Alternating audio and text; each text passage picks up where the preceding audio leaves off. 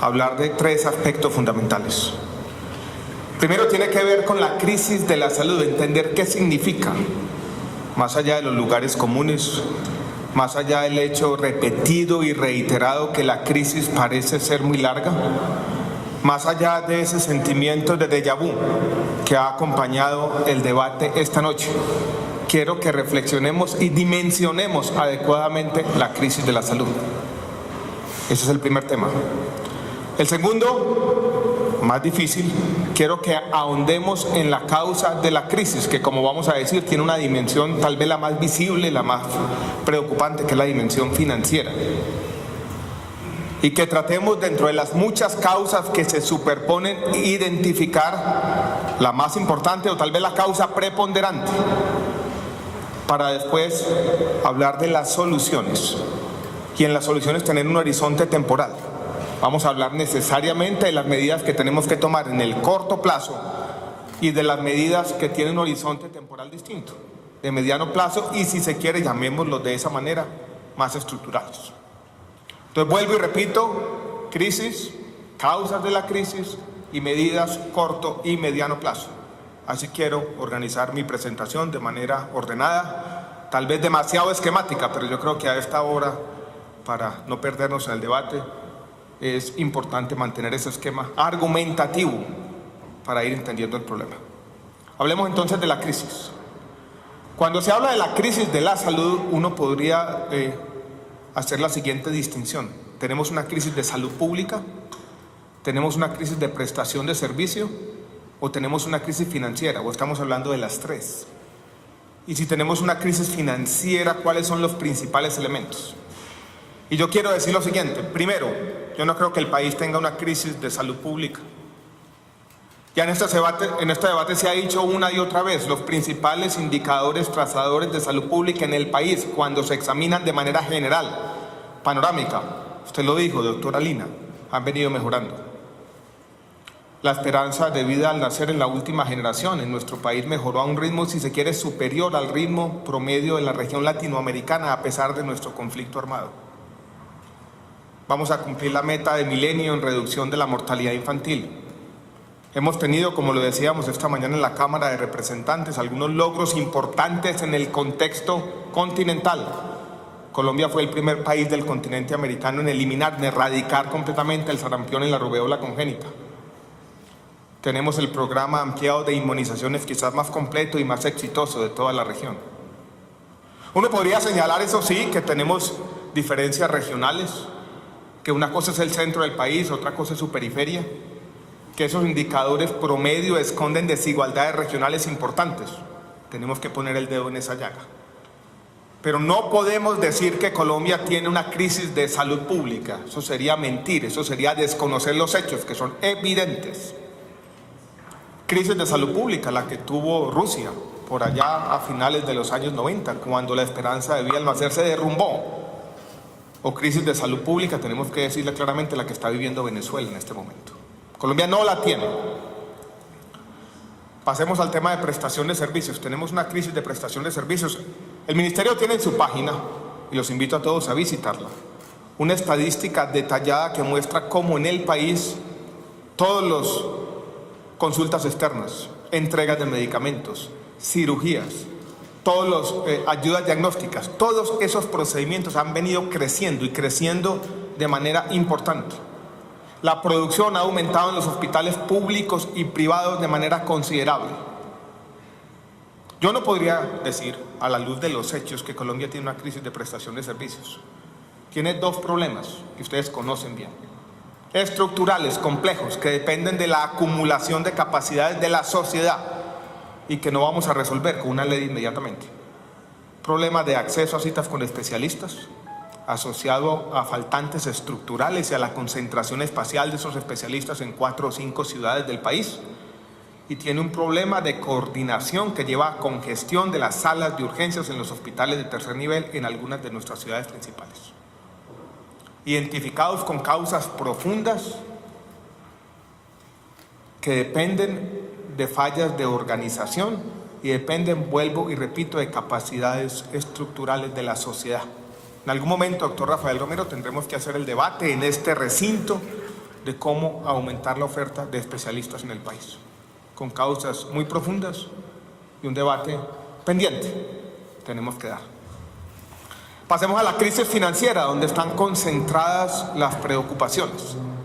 Y ahí quiero ser enfático, hay titulares de prensa que dicen que yo estoy diciendo que la crisis no existe, eso no es verdad.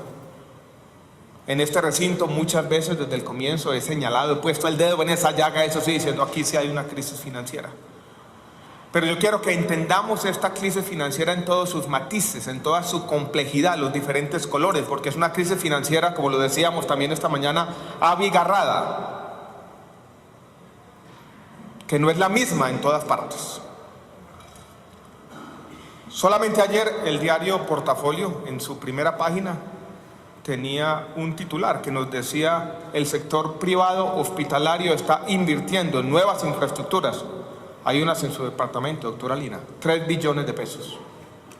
Si yo miro las cifras de la Superintendencia de Salud, encuentro, si se quiere, la siguiente paradoja: crisis financiera, pero aumento en la producción, en los ingresos de los hospitales, sobre todo en los hospitales privados de alta complejidad, aumento en las utilidades y un crecimiento sustancial en la inversión.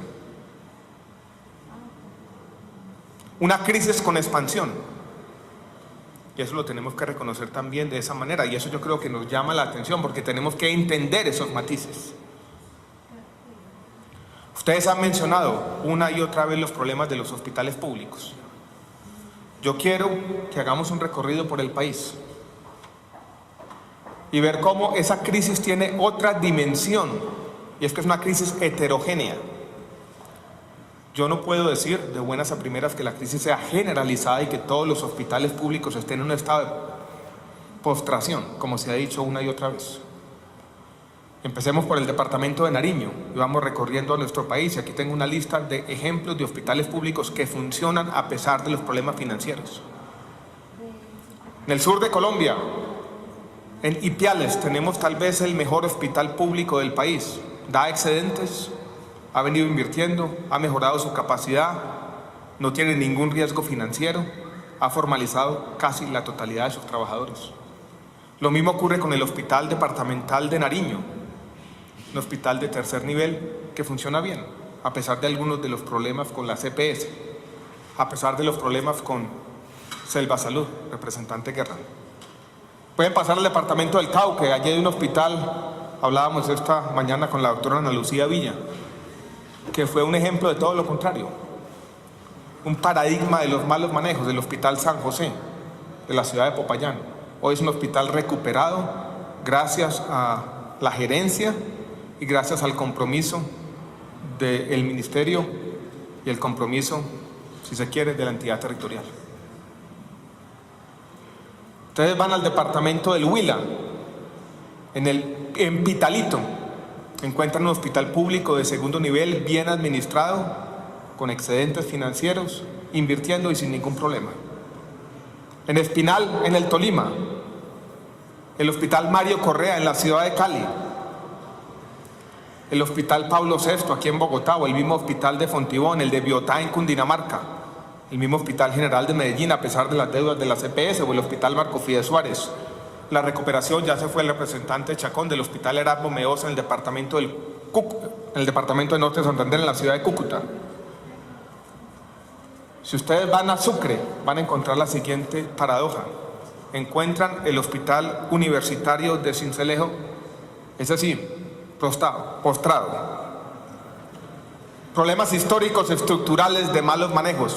A pocos kilómetros de allí, en Corozal, a pesar de los problemas, encuentran un hospital bien manejado que da excedentes. Yo creo que para entender esta crisis tenemos que ser capaces también de leer esa heterogeneidad y de ver que en los hospitales públicos, que es uno de los aspectos que más nos interesa, hay una variable que es una variable fundamental. Ustedes la han mencionado en el debate una y otra vez, que es la buena gestión pública. Cuando hay articulación con la entidad territorial y cuando hay apoyo del ministerio, las cosas funcionan. A mí me gusta llamar las cosas por su nombre y lo voy a hacer de nuevo. Me sorprendió hace 3 semanas cuando veo yo en una de las tantos titulares de prensa que había una serie de gerentes de hospitales de la costa Caribe quejándose de los problemas de las EPS. Y veo yo allí, entre otros, al gerente del Hospital San Jerónimo de Montería, que acaba de intervenir la Superintendencia de Salud posando de víctima, después de conocer lo que había pasado allí. Y me acordé, después de esa forma de hipocresía, de una conversación que tuve con un psiquiatra. Trabajó por mucho tiempo, por décadas, en el Hospital Cari en el Atlántico. Y me dijo: ministro, yo llevo muchos años aquí, más de los que quisiera confesarle. Y para muchos hospitales públicos, las EPS se convirtieron en lo que fue el bloqueo cubano para el gobierno de Cuba. Una excusa perfecta para justificar todos los desafueros y los malos manejos. Y eso ha pasado muchas veces. Se han encontrado en los problemas financieros, en los problemas de la EPS, una excusa perfecta. Por eso tenemos que ser capaces también de leer esa heterogeneidad y no caer en lo mismo, en decir aquí todos están con los mismos problemas. Cuando no hay entendimiento entre la gerencia del hospital y la entidad territorial, tenemos muchos problemas. Llamemos también las cosas por su nombre, usted lo conoce, Cristian. El Hospital Rosario Pumarejo, en su ciudad, en Valledupar, o en su departamento. Problemas que no solamente son los problemas de las EPS. Ahora se lo decía la doctora aquí, Ana Lucía Villa, nosotros también, para entender esta realidad abigarrada, compleja, de muchos colores, tenemos que ser capaces de distinguir entre dos problemas que son distintos. Una cosa son los problemas del sistema de salud y otras cosas son los problemas de la descentralización. Cuando yo veo un hospital mal manejado, Hospital Universitario del Valle, por ejemplo, muchos años de malos manejos, no tanto ahora, pero sí en el pasado. Yo allí no veo un problema del sistema de salud, yo veo un problema de una falla de la descentralización, y yo podía inventarme una historia paralela. La diferencia que existe entre el Hospital Universitario del Valle y el Hospital General de Medellín es muy parecida a la que existe entre EMCALI y las empresas públicas de Medellín. La economía política de ambas cosas es la misma. Y estos hospitales de tercer nivel, regionales, tomados por el clientelismo y la corrupción, se me parecen, doctora Ana Lucía, a una historia que usted conoce bien, del sector descentralizado territorial. Las licoreras, las loterías, las electrificadoras. Es lo mismo. Y eso no son problemas del sistema de salud. Son problemas de otra naturaleza. ¿Y qué pasan? Ustedes son agentes políticos, nosotros también. Pero por tener una descentralización que funcione y que funcione bien. Lo público y la política están inherentemente ligados. Yo no voy a ser iluso, no vamos a decir vamos a separar lo público de la política. Pero tenemos que ser capaces de separar lo público de la mala política. Y la mala política desafortunadamente ha afectado a muchos de los hospitales y sobre todo los hospitales de tercer nivel. Yo creo que son esos matices los que tenemos que ser capaces de entender para solucionar esta crisis financiera. Y paso entonces a las causas. Yo creo que no sería exagerado decir que aquí tenemos dos historias distintas sobre la crisis financiera, que es donde quiero poner el énfasis del sector salud. Nosotros necesitamos narrativas, necesitamos historias para entender los problemas que tiene la sociedad. Y hay dos, que si se quiere compiten, y voy a ser tal vez excesivamente reduccionista, pero yo creo que el reduccionismo cabe en este momento para entender la crisis. Hay una que dice el problema es la intermediación o la intermediación financiera o esos agentes que están en la mitad o las EPS. Allí está la clave de todo este enredo. Podemos simplemente ponerle una X a las EPS, la gran reforma estructural que reclama el país desde hace décadas. Sería simplemente, o debería tener quizá un solo artículo: elimínese las EPS. Hay otra historia distinta, una narrativa distinta que no cae en esta fábula, tal vez más compleja, que nos dice: mira, aquí tenemos un problema de otra naturaleza. Y es que de pronto tenemos un contrato social mal diseñado, de pronto lo que nos están faltando son recursos. De pronto estamos demandando del sistema de salud unos beneficios y no hemos como sociedad acopiado los recursos suficientes para pagar por eso. Yo creo que están estas dos suertes de narrativas compitiendo para entender lo que está ocurriendo.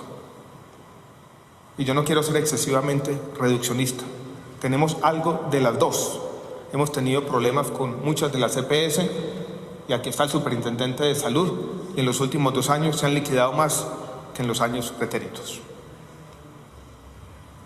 Pero yo creo que el problema fundamental de esta crisis de ya de muchos años del sistema de salud, doctora Lina, y aquí tenemos una diferencia amistosa, pero diferencia al fin y al cabo, yo no creo que esta crisis se origine en las EPS.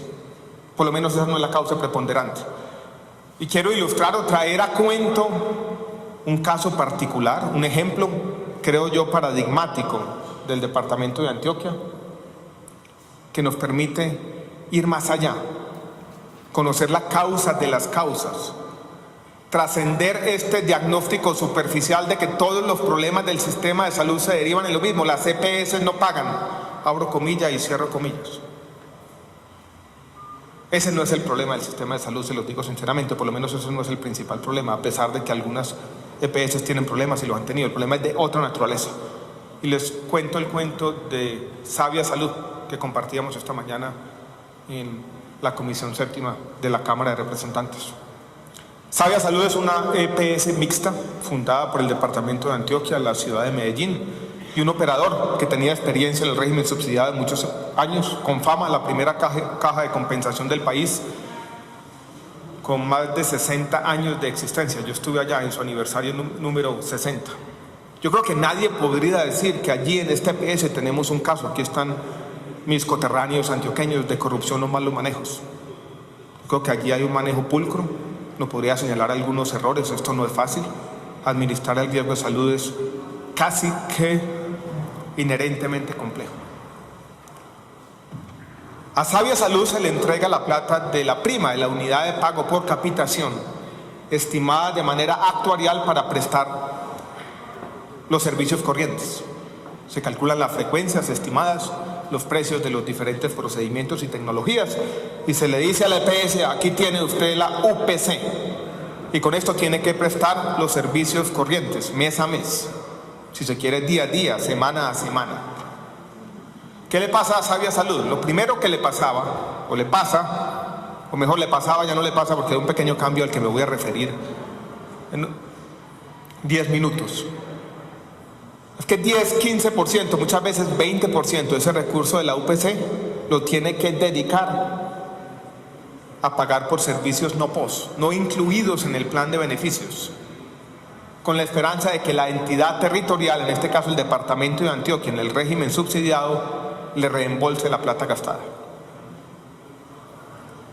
Ya le quitamos 10, 15, 20% de la caja. Además, como tenemos un tema estructural complejo, fue acumulando unas deudas en el pasado y le decimos: mire, con esa plata de la UPC, pague el no POS, pague las deudas pasadas, de pronto capitalice y pague por lo corriente. Son demandas contradictorias completamente. Y todo este problema complejo, donde estamos tratando de pagar por lo POS, pagar por la no POS, resolver ese pasado problemático, lo reducimos a las EPS no pagan. Colombia aumentó su cobertura de manera importante en el régimen subsidiado. Empezando, doctora Ana Lucía, usted podrá conocer la fecha mejor que yo, pero fue año 2005, 2006. Al mismo tiempo vimos un crecimiento muy importante de los servicios no POS, sobre todo en medicamentos, empezando en el año 2007, después de la aprobación de la ley 1122. Ese aumento de la cobertura del subsidiado y ese aumento del no POS en el contributivo llevaron a que estiráramos el sistema de salud de tal manera que llegamos casi a reventarlo. Mucho de ese aumento de la cobertura del subsidiado se hizo con promesas de esfuerzo propio territorial que no se cumplieron plenamente, y ahí se acumularon las primeras deudas. El crecimiento del no POS, basado en muchas razones, pero una de ellas que no se había actualizado el POS y otra en incentivos completamente perversos, donde el país le dijo a la industria farmacéutica: venga y traiga todo acá y yo lo pago a cualquier precio, llevó a otras deudas importantes en el régimen contributivo. Después se igualaron los planes de beneficios y no se igualó en su momento de manera concomitante la UPC. Esas decisiones, esos dolores de crecimiento llevaron a deudas muy grandes acumuladas en el sistema, en toda la cadena, del Estado a la CPS, de la CPS a los hospitales, de los hospitales a proveedores y trabajadores y demás. Y ahí se nos acumuló una deuda de 4, 5 billones de pesos, se deterioraron los patrimonios de las muchas CPS y desde entonces yo creo que hemos caído como sociedad en una suerte de contradicción. Y es que con los recursos de la UPC estamos queriendo hacer algo que es imposible, y es pagar por lo corriente y pagar por las deudas acumuladas en el pasado. Resolver el pasado problemático y prestar lo corriente con los mismos recursos que están calculados estadísticamente solamente para hacer lo segundo, no lo primero. Y de allí surge esta pregunta que me parece paradójica y en el fondo también demuestra que detrás de la crisis de la salud hay otra cuarta crisis. Yo la llamaría una crisis intelectual, una especie de superficialidad en los diagnósticos, de reducir toda esta complejidad, toda esta acumulación de problemas a una sola causa: las EPS no pagan. Como si obcecadamente a alguien le dio por esconder la plata en el colchón su figura del Estado, doctora Ana Lucía, como si esto fuera una señora gorda por allá en Chapinero, con un baúl de monedas de oro debajo de la cama, que no quiere sacarla, no quiere pagar. Esto es más complejo que eso. Entonces, si queremos resolver el problema hacia adelante, yo creo que tenemos que diagnosticarlo bien y entender que, si se quiere, nosotros tenemos dos crisis distintas de la salud. Una crisis del pasado, una crisis financiera del pasado y una crisis emergente del futuro. Y ahí es donde vienen las soluciones. ¿Cómo vamos a lidiar con el pasado problemático? ¿Y cómo vamos a lidiar con un futuro complejo también, dada la presión tecnológica, la ley estatutaria y este contrato social incoherente, esta desigualdad entre los beneficios y los recursos que ha hecho que este problema se vuelva muy difícil de manejar? Quiero entonces traer a cuento cuáles son las medidas que estamos tomando.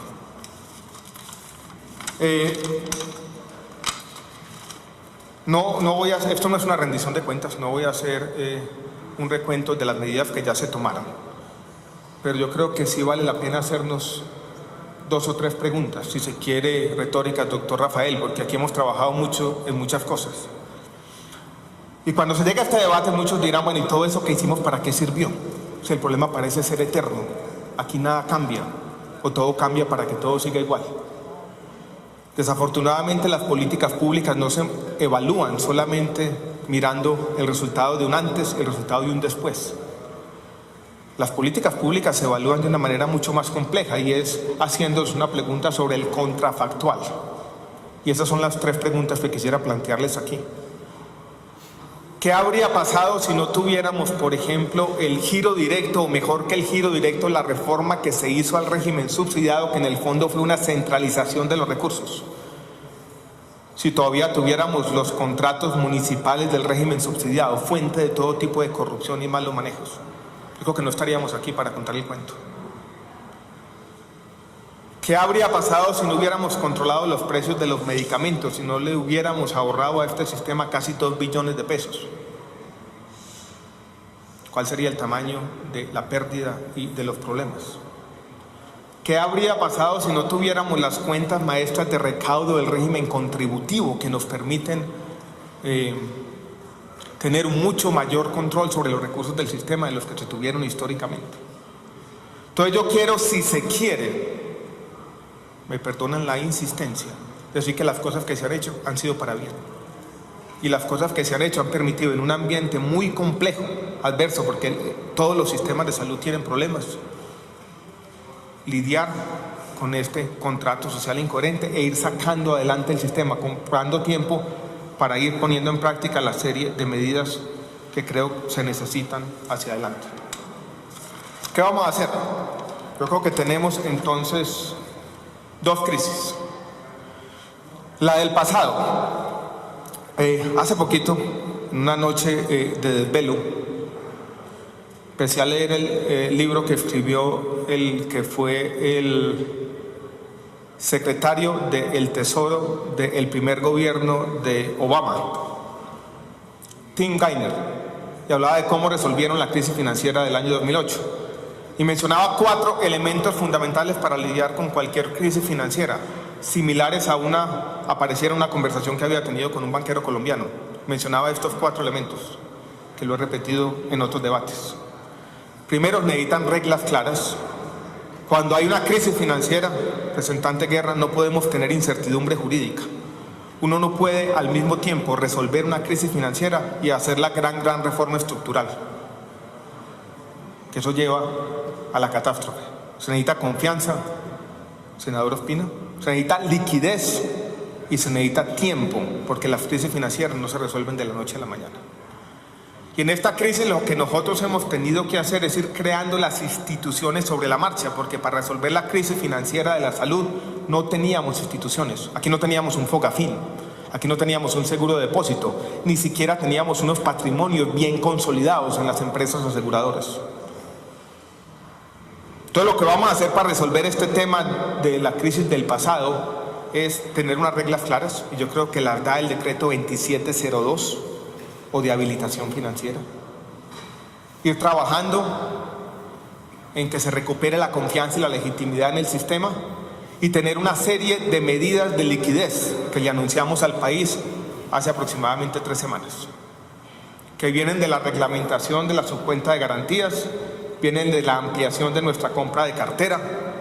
Queremos ampliarla en 2 sentidos: más recursos, pero también unos plazos más prolongados, y que vienen también de recursos que vamos a liberar de las cajas de compensación familiar gracias a un artículo que aprobó este Congreso en el Plan Nacional de Desarrollo. Hecho esto, nos quedan 2 tareas. Yo creo que hay 2 debates en ciernes. Usted la mencionó, doctor Rafael Romero. Una tiene nombre propio, se llama Caprecom. Yo también estoy desesperado como ustedes. Estamos trabajando en ese tema, tenemos un debate en la Comisión Séptima de Cámara la semana entrante. Yo creo que esto no aguanta más, tiene que haber una solución definitiva y pronto. Yo lo voy a decir, si se quiere, en forma de autocrítica. Uno no puede hablar de equidad si tiene 3 millones de colombianos pobres en una EPS pública que está haciendo lo que está haciendo. Entonces necesitamos una solución definitiva para el tema de Caprecom, y también estamos trabajando con la superintendencia en un tema más complejo, si se quiere, que es el tema de Saludcop. Entonces, si tenemos las medidas de liquidez, si tenemos ya las reglas claras definidas, si hemos encontrado nuevos recursos y si resolvemos los temas de Caprecom y Saludcop, podemos ir teniendo un panorama distinto para afrontar lo que yo llamo la crisis del futuro. Y la crisis del futuro, representante Correa, y en eso coincido con usted, tiene que tener como elemento fundamental cómo vamos a lidiar con la presión tecnológica. Y aquí tenemos 2 tipos de problemas diferentes, los tenemos que enfrentar como sociedad. Esta mañana, también en la Comisión Séptima de Cámara, comentábamos las noticias del día. Y la noticia del día es el Viagra femenino. Y el Viagra femenino, yo creo que nos muestra cómo estamos exacerbando una tendencia absolutamente negativa, y es a medicalizar la vida. Estamos medicalizando el sexo, ya medicalizamos la muerte, ya medicalizamos la obesidad. No nos falta sino medicalizar el amor, tal vez. Tenemos que sacar esa parte de la medicina de buena parte de la vida. La vejez y la muerte no son problemas médicos. Es nuestro destino como seres humanos, en nuestro tránsito efímero por este planetica. Y tenemos que ser capaces de lidiar con ese tema. Ustedes saben que en la ciudad de Manizales tenemos tal vez el mayor consumo del mundo de hormonas de crecimiento, lo que alguien llamó alguna vez el efecto Messi. Medicalizando ciertos problemas de la vida social. Los problemas de la sociedad no se resuelven con pastillitas ni con píldoras.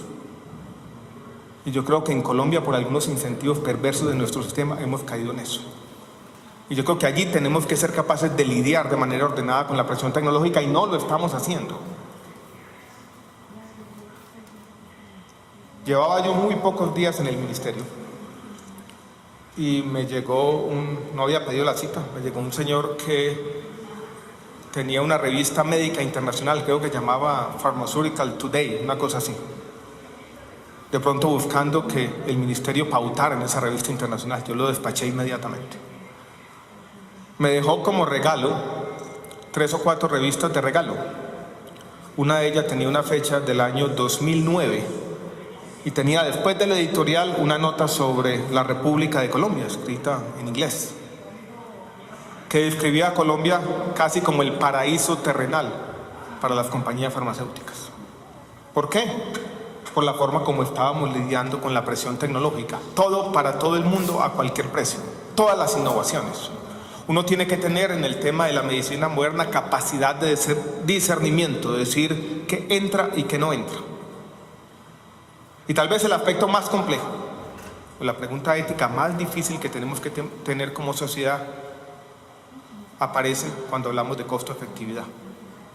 Y en particular, por ejemplo, con las medicinas oncológicas. Debate que está dando todo el mundo y que nosotros no hemos sido capaces de afrontar de manera sincera. ¿Qué pasa con una droga de cáncer para una forma agresiva de cáncer de pulmón? Tratamiento presentado nuevo en el Congreso de Oncología hace mes y medio. $120,000 vale el tratamiento. La evidencia sobre la mesa nos muestra que da 2 meses más de sobrevida, de mala vida. ¿Lo debemos pagar como sociedad? ¿Sí o no? Yo no tengo la respuesta. Esa no es una respuesta técnica. Es una respuesta que tenemos que tomar todos como sociedad de manera legítima. Pero si no miramos a los ojos esa pregunta, si no somos capaces de sociedad de llegar a un acuerdo que imponga límites razonables como lo impone todo el mundo, vamos a seguir en esta crisis eterna. Y vamos a seguir diciendo que es la naturaleza del pagador, no la incoherencia del contrato social, las que explica los problemas de la salud. Entonces vuelvo sobre lo primero, la necesidad de ese contrato social coherente, la necesidad de imponer límites razonables, la necesidad de lidiar con la presión tecnológica de manera inteligente. Y para el futuro, senador Ospina, la invitación es esta. Representante, perdón, ya estoy cansado después de un día duro. 4 aspectos fundamentales que usted mencionó esta mañana en nuestro debate en la Cámara. Yo creo que ya va a ser senador. 1, tenemos que seguir en el debate sobre la promoción y prevención. Y yo creo que la propuesta que hemos hecho sobre el impuesto a las bebidas azucaradas tuvo ya un efecto positivo. Es que el país empezó a hablar de este tema que estaba completamente por fuera de la agenda pública. ¿Cómo vamos a hacer promoción y prevención? ¿Cómo vamos a evitar que si nos descuidamos en algunos años vamos a tener los problemas de tabaquismo que tienen en Chile y Argentina o de obesidad que tienen en México? Que no los tenemos, pero que estaríamos convergiendo hacia allá si no tomamos las medidas oportunas.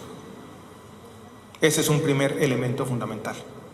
El segundo tiene que ver con fortalecer nuestra política farmacéutica, que yo creo que es uno de los imperativos: la regulación de precios de medicamentos, la competencia de biotecnológicos, las compras o negociaciones centralizadas, el fortalecimiento de la puerta de entrada en el INVIMA. No podemos dejar entrar todo.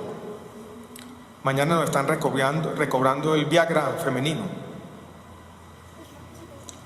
cuando tenemos todos estos problemas que tenemos en nuestro sistema de salud. No todo lo nuevo en salud vale la pena, muy poquito vale la pena, diría yo. Entonces, fortalecer la política farmacéutica, el segundo elemento. El tercero, que también es un reto para todos, es tener un plan de beneficios diseñado de mejor manera.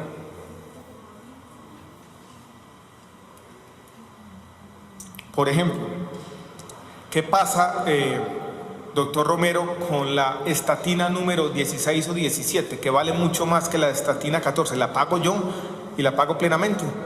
Yo creo que no. Y un nuevo diseño del plan de beneficios puede decir, todo está incluido, pero no a cualquier precio. Y yo en grupos de medicamentos que tengan el mismo valor terapéutico, pago hasta lo que dé un valor agregado, no absolutamente todo. Y estamos trabajando en eso, en diseñar un nuevo plan de beneficios. Y el último punto tiene que ver, porque seguramente en eso, representante Guerra, estoy de acuerdo con usted, vamos a necesitar nuevos recursos.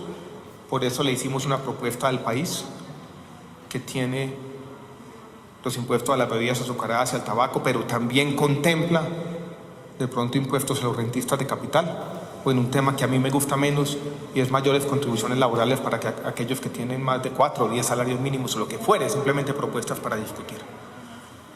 Entonces volvamos un paso atrás y hagamos pequeño recuento. Lo que estamos planteando después de diagnosticar la crisis, decir no es una crisis de salud pública, tenemos preocupaciones en el tema de prestación de servicios, pero en el fondo esto es una crisis más de naturaleza financiera. La diagnosticamos, decimos la crisis no se puede reducir simplemente al pagador o al intermediario, la EPS es una crisis más profunda y vamos a lidiar con ella en 2 velocidades. Una en el corto plazo, donde hemos propuesto una agenda que consiste en conseguir más recursos, sobre todo la reglamentación de la subcuenta de garantías que va a ser el focafín del sistema de salud, y si se quiere profundizar los instrumentos o mecanismos que ya tenemos a nuestra disposición. Mencioné como intermedio los problemas de Caprecom y Saludcop con nombre propio y para prepararnos hacia el futuro. Mirando esto desde una perspectiva de mediano plazo, estamos hablando de los énfasis en promoción y prevención, política farmacéutica, plan de beneficios y nuevas fuentes de ingreso. Ese es el expediente, esa es la forma con la que estamos trabajando, ese es el plan que tenemos en mente y que quisiera yo compartir con ustedes. Alguien podría decir, ¿y dónde está la gran reforma estructural? Yo lo voy a decir de manera clara, yo no creo en las reformas estructurales. Yo no creo que una sola ley, una sola reforma vaya a resolver de una vez por todas y para siempre este problema. El cambio social es más complejo. Albert Hirschman, un intelectual europeo que estuvo por Colombia en la década del 50, lo decía de esta manera: el cambio social no consiste en la escogencia entre un sistema corrupto que ya no se puede mejorar y otro ideal que ya no habría que mejorar. El cambio social es permanente, continuo, de todos los días, de ir encontrando soluciones concretas para problemas concretos. Entonces seguramente vamos a necesitar más reformas. No una única reforma, ese embeleco de la reforma estructural que lo resuelva todo. Muchas de estas cosas que he mencionado son difíciles, son complejas. Yo le decía hoy a alguno de ustedes, yo creo que ese impuesto a las bebidas azucaradas es una pelea muy difícil, pero por lo menos nos toca dar el debate. Y yo creo que una sociedad democrática, a pesar del poder mediático, el poder económico de cualquier grupo, no puede evadir los debates necesarios. Y yo estoy seguro que este Congreso no lo va a evadir. Y la invitación es que más adelante demos ese debate. Yo creo, señor presidente, que con esta explicación por lo menos se da una respuesta parcial a muchas de las inquietudes. Y aquí seguiremos en este recinto tratando de encontrar conjuntamente soluciones para un problema muy complejo. Muchas gracias a todos.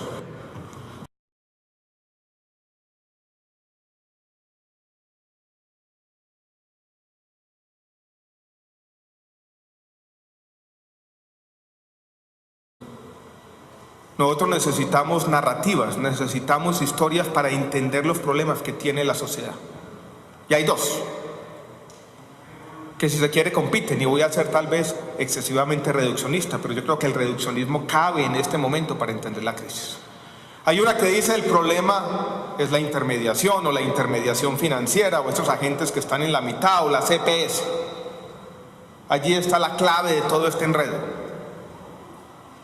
Podemos simplemente ponerle una X a la CPS, la gran reforma estructural que reclama el país desde hace décadas, sería simplemente, o debería tener quizá un solo artículo: elimínese la CPS. Hay otra historia distinta, una narrativa distinta que no cae en esta fábula, tal vez más compleja, que nos dice: mira, aquí tenemos un problema de otra naturaleza. Y es que de pronto tenemos un contrato social mal diseñado, de pronto lo que nos están faltando son recursos. De pronto estamos demandando del sistema de salud unos beneficios y no hemos como sociedad acopiado los recursos suficientes para pagar por eso. Digo que están estas 2 suertes de narrativas compitiendo para entender lo que está ocurriendo. Y yo no quiero ser excesivamente reduccionista. Tenemos algo de las dos. Hemos tenido problemas con muchas de las EPS, y aquí está el superintendente de salud, y en los últimos 2 años se han liquidado más que en los años pretéritos. Pero yo creo que el problema fundamental de esta crisis de ya de muchos años del sistema de salud, doctora Lina, y aquí tenemos una diferencia amistosa, pero diferencia al fin y al cabo, yo no creo que esta crisis se origine en las EPS. Por lo menos esa no es la causa preponderante. Y quiero ilustrar o traer a cuento un caso particular, un ejemplo, creo yo, paradigmático del departamento de Antioquia, que nos permite ir más allá, conocer la causa de las causas, trascender este diagnóstico superficial de que todos los problemas del sistema de salud se derivan en lo mismo. Las EPS no pagan, abro comillas y cierro comillas. Ese no es el problema del sistema de salud, se los digo sinceramente, por lo menos eso no es el principal problema, a pesar de que algunas EPS tienen problemas y lo han tenido. El problema es de otra naturaleza. Y les cuento el cuento de Sabia Salud que compartíamos esta mañana en la Comisión Séptima de la Cámara de Representantes. Sabia Salud es una EPS mixta fundada por el departamento de Antioquia, la ciudad de Medellín, y un operador que tenía experiencia en el régimen subsidiado de muchos años, con fama, la primera caja de compensación del país, con más de 60 años de existencia. Yo estuve allá en su aniversario número 60. Yo creo que nadie podría decir que allí en este EPS tenemos un caso. Aquí están mis coterráneos antioqueños de corrupción o malos manejos.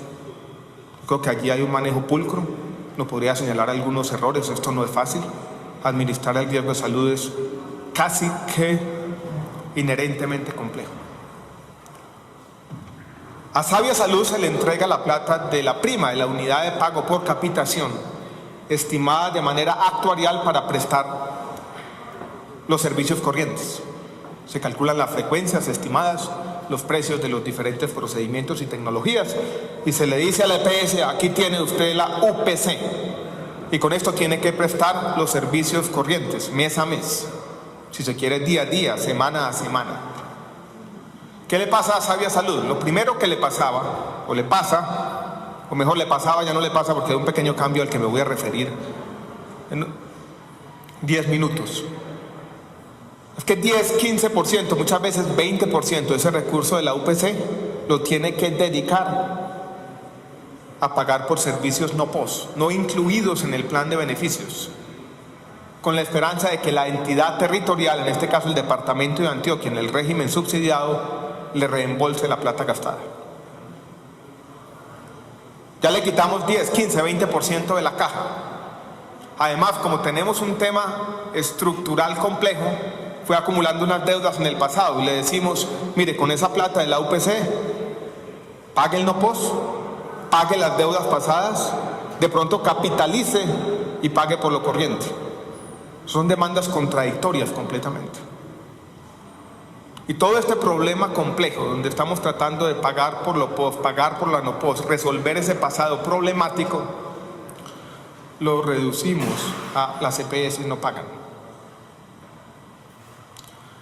Colombia aumentó su cobertura de manera importante en el régimen subsidiado. Empezando, doctora Ana Lucía, usted podrá conocer la fecha mejor que yo, pero fue año 2005-2006. Al mismo tiempo vimos un crecimiento muy importante de los servicios no POS, sobre todo en medicamentos, empezando en el año 2007, después de la aprobación de la ley 1122. Ese aumento de la cobertura del subsidiado y ese aumento del no POS en el contributivo llevaron a que estiráramos el sistema de salud de tal manera que llegamos casi a reventarlo. Mucho de ese aumento de la cobertura del subsidiado se hizo con promesas de esfuerzo propio territorial que no se cumplieron plenamente, y ahí se acumularon unas primeras deudas. El crecimiento del no POS, basado en muchas razones, pero una de ellas que no se había actualizado el POS, y otra en incentivos completamente perversos, donde el país le dijo a la industria farmacéutica: venga y traiga todo acá y yo lo pago a cualquier precio, llevó a otras deudas importantes en el régimen contributivo. Después se igualaron los planes de beneficios y no se igualó en su momento de manera concomitante la UPC. Esas decisiones, esos dolores de crecimiento llevaron a deudas muy grandes acumuladas en el sistema, en toda la cadena, del Estado a la CPS, de la CPS a los hospitales, de los hospitales a proveedores y trabajadores y demás. Y ahí se nos acumuló una deuda de 4, 5 billones de pesos, se deterioraron los patrimonios de las muchas CPS, y desde entonces yo creo que hemos caído como sociedad en una suerte de contradicción. Y es que con los recursos de la UPC estamos queriendo hablar de 3 aspectos fundamentales. Primero tiene que ver con la crisis de la salud, entender qué significa, más allá de los lugares comunes, más allá del hecho repetido y reiterado que la crisis parece ser muy larga, más allá de ese sentimiento de déjà vu que ha acompañado el debate esta noche. Quiero que reflexionemos y dimensionemos adecuadamente la crisis de la salud. Ese es el primer tema. El segundo, más difícil, quiero que ahondemos en la causa de la crisis, que como vamos a decir, tiene una dimensión tal vez la más visible, la más preocupante, que es la dimensión financiera. Y que tratemos dentro de las muchas causas que se superponen, identificar la más importante o tal vez la causa preponderante, para después hablar de las soluciones. Y en las soluciones tener un horizonte temporal. Vamos a hablar necesariamente de las medidas que tenemos que tomar en el corto plazo y de las medidas que tienen un horizonte temporal distinto, de mediano plazo y, si se quiere, llamémoslo de esa manera, más estructurales. Entonces vuelvo y repito: crisis, causas de la crisis y medidas corto y mediano plazo. Así quiero organizar mi presentación de manera ordenada, tal vez demasiado esquemática, pero yo creo que a esta hora, para no perdernos en el debate, es importante mantener ese esquema argumentativo para ir entendiendo el problema. Hablemos entonces de la crisis. Cuando se habla de la crisis de la salud, uno podría hacer la siguiente distinción. Tenemos una crisis de salud pública, tenemos una crisis de prestación de servicio, o tenemos una crisis financiera, o estamos hablando de las 3. Y si tenemos una crisis financiera, ¿cuáles son los principales elementos? Y yo quiero decir lo siguiente: primero, yo no creo que el país tenga una crisis de salud pública. Ya en este debate se ha dicho una y otra vez, los principales indicadores trazadores de salud pública en el país, cuando se examinan de manera general, panorámica, usted lo dijo, doctora Lina, han venido mejorando. La esperanza de vida al nacer en la última generación en nuestro país mejoró a un ritmo, si se quiere, superior al ritmo promedio de la región latinoamericana, a pesar de nuestro conflicto armado. Vamos a cumplir la meta de milenio en reducción de la mortalidad infantil. Hemos tenido, como lo decíamos esta mañana en la Cámara de Representantes, algunos logros importantes en el contexto continental. Colombia fue el primer país del continente americano en eliminar, en erradicar completamente el sarampión y la rubéola congénita. Tenemos el programa ampliado de inmunizaciones quizás más completo y más exitoso de toda la región. Uno podría señalar, eso sí, que tenemos diferencias regionales, que una cosa es el centro del país, otra cosa es su periferia, que esos indicadores promedio esconden desigualdades regionales importantes. Tenemos que poner el dedo en esa llaga. Pero no podemos decir que Colombia tiene una crisis de salud pública. Eso sería mentir, eso sería desconocer los hechos, que son evidentes. Crisis de salud pública, la que tuvo Rusia por allá a finales de los años 90, cuando la esperanza de vida al nacer se derrumbó. O crisis de salud pública, tenemos que decirle claramente, la que está viviendo Venezuela en este momento. Colombia no la tiene. Pasemos al tema de prestación de servicios. Tenemos una crisis de prestación de servicios. El Ministerio tiene en su página, y los invito a todos a visitarla, una estadística detallada que muestra cómo en el país todos los consultas externas, entregas de medicamentos, cirugías, todas las ayudas diagnósticas, todos esos procedimientos han venido creciendo y creciendo de manera importante. La producción ha aumentado en los hospitales públicos y privados de manera considerable. Yo no podría decir, a la luz de los hechos, que Colombia tiene una crisis de prestación de servicios. Tiene 2 problemas que ustedes conocen bien, estructurales, complejos, que dependen de la acumulación de capacidades de la sociedad y que no vamos a resolver con una ley inmediatamente. Problema de acceso a citas con especialistas, asociado a faltantes estructurales y a la concentración espacial de esos especialistas en 4 o 5 ciudades del país. Y tiene un problema de coordinación que lleva a congestión de las salas de urgencias en los hospitales de tercer nivel en algunas de nuestras ciudades principales. Identificados con causas profundas que dependen de fallas de organización y dependen, vuelvo y repito, de capacidades estructurales de la sociedad. En algún momento, doctor Rafael Romero, tendremos que hacer el debate en este recinto de cómo aumentar la oferta de especialistas en el país, con causas muy profundas y un debate pendiente tenemos que dar. Pasemos a la crisis financiera, donde están concentradas las preocupaciones. Y ahí quiero ser enfático, hay titulares de prensa que dicen que yo estoy diciendo que la crisis no existe, eso no es verdad. En este recinto muchas veces desde el comienzo he señalado, he puesto el dedo en esa llaga, eso sí, diciendo aquí sí hay una crisis financiera. Pero yo quiero que entendamos esta crisis financiera en todos sus matices, en toda su complejidad, los diferentes colores, porque es una crisis financiera, como lo decíamos también esta mañana, abigarrada, que no es la misma en todas partes. Solamente ayer el diario Portafolio, en su primera página, tenía un titular que nos decía: el sector privado hospitalario está invirtiendo en nuevas infraestructuras. Hay unas en su departamento, doctora Lina, 3 billones de pesos. Si yo miro las cifras de la Superintendencia de Salud, encuentro, si se quiere, la siguiente paradoja: crisis financiera, pero aumento en la producción, en los ingresos de los hospitales, sobre todo en los hospitales privados de alta complejidad, aumento en las utilidades y un crecimiento sustancial en la inversión. Una crisis con expansión, y eso lo tenemos que reconocer también de esa manera, y eso yo creo que nos llama la atención porque tenemos que entender esos matices. Ustedes han mencionado una y otra vez los problemas de los hospitales públicos. Yo quiero que hagamos un recorrido por el país y ver cómo esa crisis tiene otra dimensión de hacer algo que es imposible, y es pagar por lo corriente y pagar por las deudas acumuladas en el pasado. Resolver el pasado problemático y prestar lo corriente con los mismos recursos que están calculados estadísticamente solamente para hacer lo segundo, no lo primero. Y de allí surge esta pregunta que me parece paradójica y en el fondo también demuestra que detrás de la crisis de la salud hay otra cuarta crisis. Yo la llamaría una crisis intelectual, una especie de superficialidad en los diagnósticos, de reducir toda esta complejidad, toda esta acumulación de problemas a una sola causa: las EPS no pagan. Como si obcecadamente a alguien le dio por esconder la plata en el colchón su figura del Estado, doctora Ana Lucía, como si esto fuera una señora gorda por allá en Chapinero, con un baúl de monedas de oro debajo de la cama, que no quiere sacarla, no quiere pagar. Esto es más complejo que eso. Entonces, si queremos resolver el problema hacia adelante, yo creo que tenemos que diagnosticarlo bien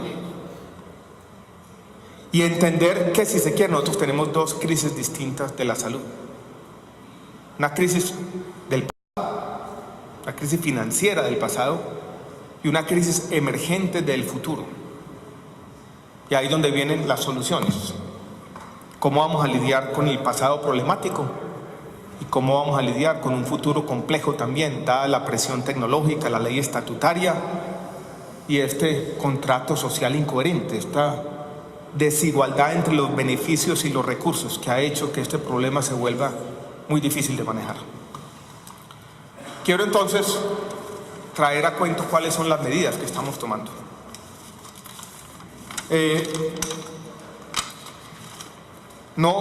Esto no es una rendición de cuentas, no voy a hacer un recuento de las medidas que ya se tomaron, pero yo creo que sí vale la pena hacernos 2 o 3 preguntas, si se quiere retóricas, doctor Rafael, porque aquí hemos trabajado mucho en muchas cosas. Y cuando se llega a este debate, muchos dirán: bueno, ¿y todo eso que hicimos para qué sirvió? Si el problema parece ser eterno, aquí nada cambia, o todo cambia para que todo siga igual. Desafortunadamente, las políticas públicas no se evalúan solamente mirando el resultado de un antes, el resultado de un después. Las políticas públicas se evalúan de una manera mucho más compleja, y es haciéndose una pregunta sobre el contrafactual. Y esas son las 3 preguntas que quisiera plantearles aquí. ¿Qué habría pasado si no tuviéramos, por ejemplo, el giro directo, o mejor que el giro directo, la reforma que se hizo al régimen subsidiado, que en el fondo fue una centralización de los recursos? Si todavía tuviéramos los contratos municipales del régimen subsidiado, fuente de todo tipo de corrupción y malos manejos, yo creo que no estaríamos aquí para contar el cuento. ¿Qué habría pasado si no hubiéramos controlado los precios de los medicamentos, si no le hubiéramos ahorrado a este sistema casi 2 billones de pesos? ¿Cuál sería el tamaño de la pérdida y de los problemas? ¿Qué habría pasado si no tuviéramos las cuentas maestras de recaudo del régimen contributivo que nos permiten tener un mucho mayor control sobre los recursos del sistema de los que se tuvieron históricamente? Entonces yo quiero, si se quiere, me perdonan la insistencia, decir que las cosas que se han hecho han sido para bien. Y las cosas que se han hecho han permitido, en un ambiente muy complejo, adverso, porque todos los sistemas de salud tienen problemas, lidiar con este contrato social incoherente e ir sacando adelante el sistema, comprando tiempo para ir poniendo en práctica la serie de medidas que creo se necesitan hacia adelante. ¿Qué vamos a hacer?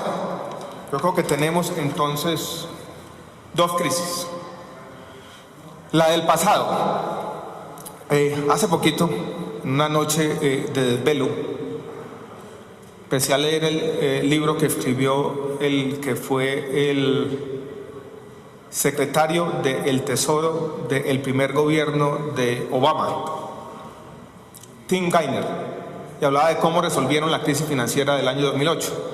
Y mencionaba 4 elementos fundamentales para lidiar con cualquier crisis financiera, similares a apareciera una conversación que había tenido con un banquero colombiano. Mencionaba estos 4 elementos, que lo he repetido en otros debates. Primero, necesitan reglas claras. Cuando hay una crisis financiera, representante Guerra, no podemos tener incertidumbre jurídica. Uno no puede al mismo tiempo resolver una crisis financiera y hacer la gran reforma estructural, que eso lleva a la catástrofe. Se necesita confianza, senador Ospina, se necesita liquidez y se necesita tiempo, porque las crisis financieras no se resuelven de la noche a la mañana. Y en esta crisis lo que nosotros hemos tenido que hacer es ir creando las instituciones sobre la marcha, porque para resolver la crisis financiera de la salud no teníamos instituciones. Aquí no teníamos un Fogafín, aquí no teníamos un seguro de depósito, ni siquiera teníamos unos patrimonios bien consolidados en las empresas aseguradoras. Entonces lo que vamos a hacer para resolver este tema de la crisis del pasado es tener unas reglas claras, y yo creo que las da el decreto 2702 o de habilitación financiera. Ir trabajando en que se recupere la confianza y la legitimidad en el sistema y tener una serie de medidas de liquidez que le anunciamos al país hace aproximadamente 3 semanas, que vienen de la reglamentación de la subcuenta de garantías, vienen de la ampliación de nuestra compra de cartera. Queremos ampliarla en 2 sentidos, más recursos, pero también unos plazos más prolongados, y que vienen también de recursos que vamos a liberar de las cajas de compensación familiar gracias a un artículo que aprobó este Congreso en el Plan Nacional de Desarrollo. Hecho esto, nos quedan 2 tareas. Yo creo que hay 2 debates en ciernes. Usted la mencionó, doctor Rafael Romero. Una tiene nombre propio, se llama Caprecom. Yo también estoy desesperado como ustedes. Estamos trabajando en ese tema, tenemos un debate en la Comisión Séptima de Cámara la semana entrante. Yo creo que esto no aguanta más, tiene que haber una solución definitiva y pronto. Yo lo voy a decir, si se quiere, en forma de autocrítica. Uno no puede hablar de equidad. Y es que es una crisis heterogénea. Yo no puedo decir de buenas a primeras que la crisis sea generalizada y que todos los hospitales públicos estén en un estado de postración, como se ha dicho una y otra vez. Empecemos por el departamento de Nariño y vamos recorriendo a nuestro país, y aquí tengo una lista de ejemplos de hospitales públicos que funcionan a pesar de los problemas financieros.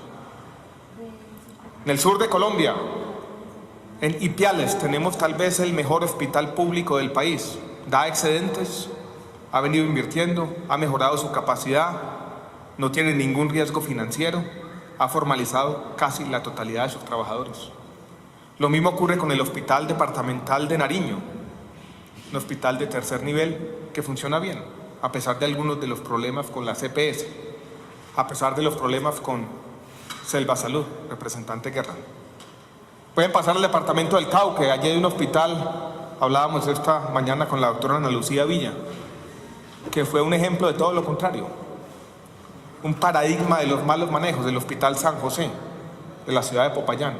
Hoy es un hospital recuperado gracias a la gerencia y gracias al compromiso del ministerio y el compromiso, si se quiere, de la entidad territorial.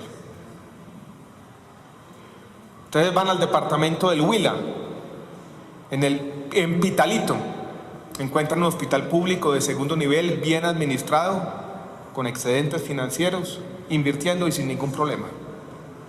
En Espinal, en el Tolima, el hospital Mario Correa en la ciudad de Cali,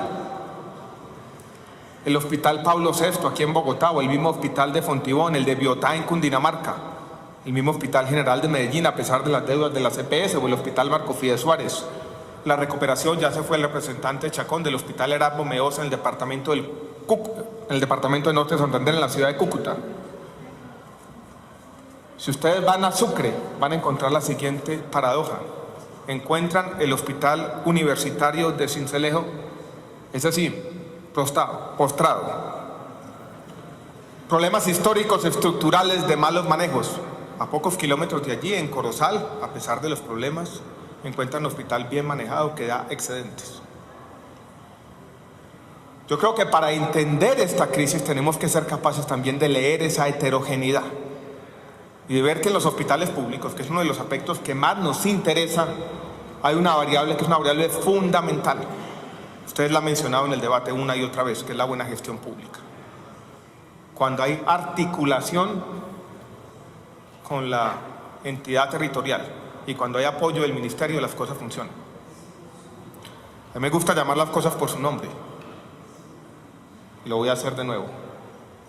Me sorprendió hace 3 semanas cuando veo yo en una de las tantos titulares de prensa que había una serie de gerentes de hospitales de la costa Caribe quejándose de los problemas de las EPS.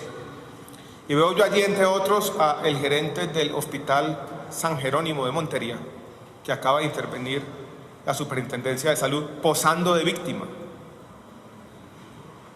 después de conocer lo que había pasado allí. Y me acordé, después de esa forma de hipocresía, de una conversación que tuve con un psiquiatra, trabajó por mucho tiempo, por décadas, en el Hospital Cari, en el Atlántico, y me dijo: ministro, yo llevo muchos años aquí, más de los que quisiera confesarle, y para muchos hospitales públicos las EPS se convirtieron en lo que fue el bloqueo cubano para el gobierno de Cuba, una excusa perfecta para justificar todos los desafueros y los malos manejos. Y eso ha pasado muchas veces. Se han encontrado en los problemas financieros, en los problemas de la EPS, una excusa perfecta. Por eso tenemos que ser capaces también de leer esa heterogeneidad y no caer en lo mismo, en decir aquí todos están con los mismos problemas. Cuando no hay entendimiento entre la gerencia del hospital y la entidad territorial, tenemos muchos problemas. Llamemos también las cosas por su nombre, usted lo conoce, Cristian. El Hospital Rosario Pumarejo, en su ciudad, en Valledupar, o en su departamento. Problemas que no solamente son los problemas de las EPS. Ahora se lo decía la doctora Ana Lucía Villa, nosotros también, para entender esta realidad abigarrada, compleja, de muchos colores, tenemos que ser capaces de distinguir entre dos problemas que son distintos. Una cosa son los problemas del sistema de salud y otras cosas son los problemas de la descentralización. Cuando yo veo un hospital mal manejado, Hospital Universitario del Valle, por ejemplo, muchos años de malos manejos, no tanto ahora, pero sí en el pasado. Yo allí no veo un problema del sistema de salud, yo había un problema de una falla de la descentralización y yo podía inventarme una historia paralela.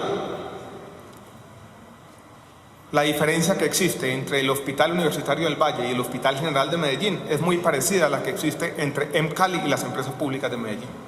La economía política de ambas cosas es la misma. Y estos hospitales de tercer nivel, regionales, tomados por el clientelismo y la corrupción, se me parecen, doctora Ana Lucía, a una historia que usted conoce bien, del sector descentralizado territorial. Las licoreras, las loterías, las electrificadoras. Es lo mismo, y eso no son problemas del sistema de salud, son problemas de otra naturaleza. ¿Y qué pasan? Ustedes son agentes políticos, nosotros también, pero por tener una descentralización que funcione y que funcione bien. Lo público y la política están inherentemente ligados. Yo no voy a ser iluso, no vamos a decir vamos a separar lo público de la política, pero tenemos que ser capaces de separar lo público de la mala política.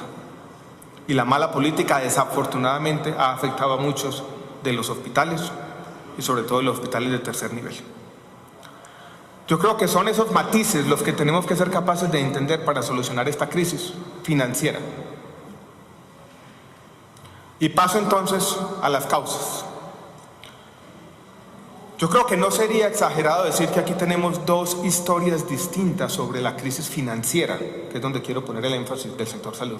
Si tiene 3 millones de colombianos pobres en una EPS pública que está haciendo lo que está haciendo.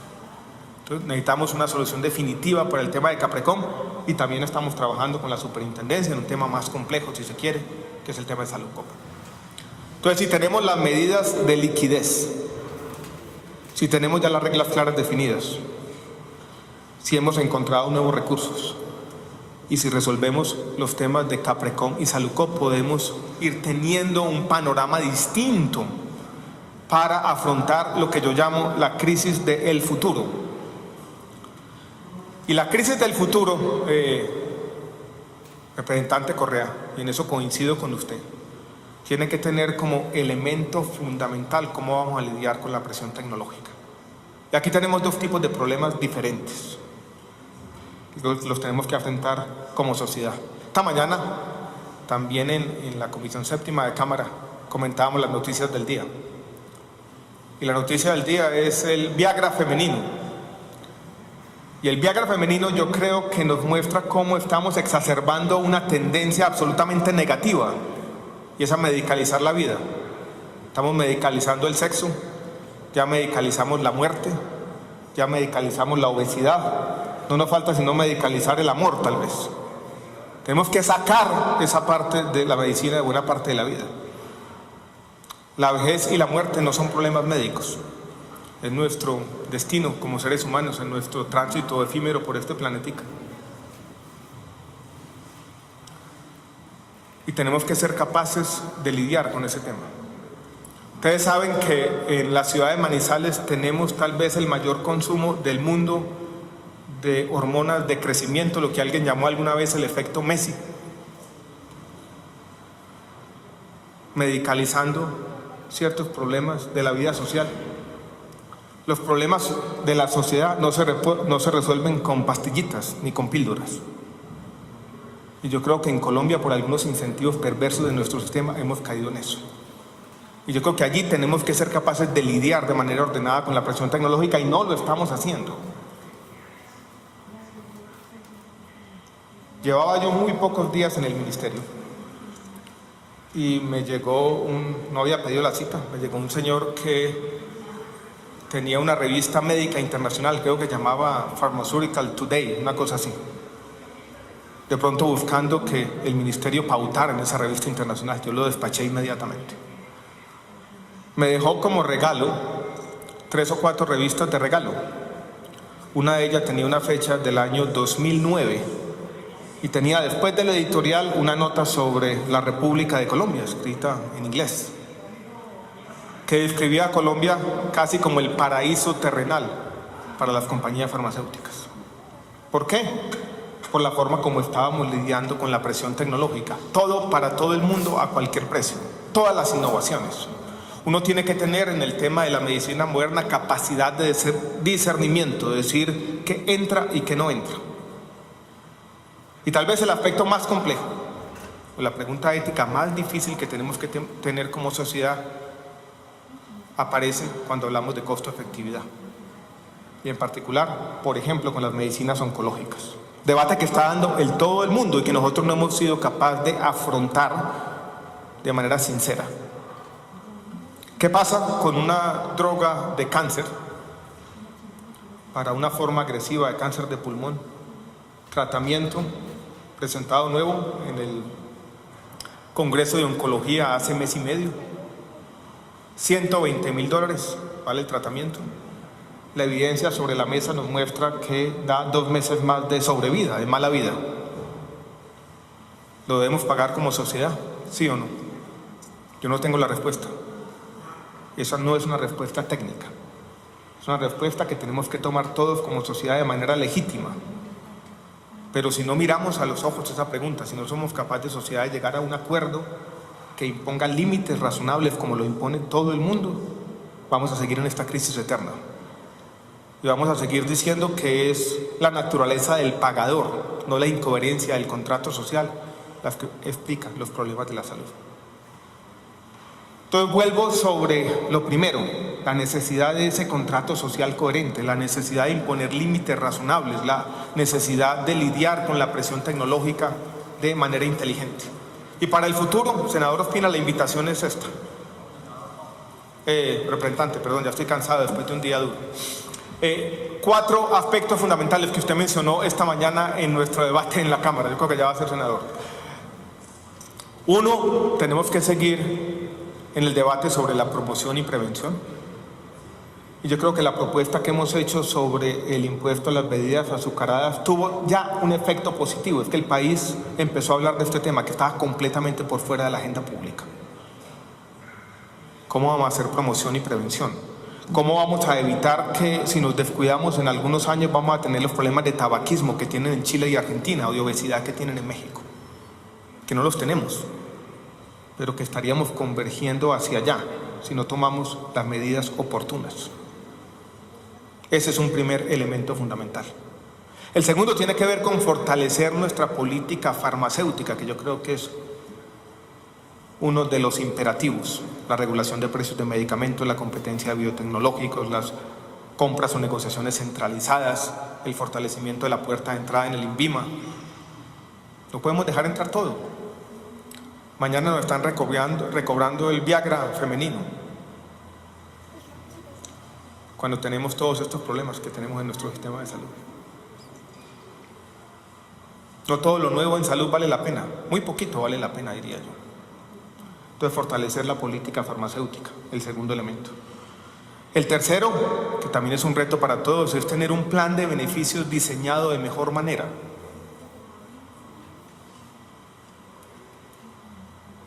Por ejemplo, ¿qué pasa, doctor Romero, con la estatina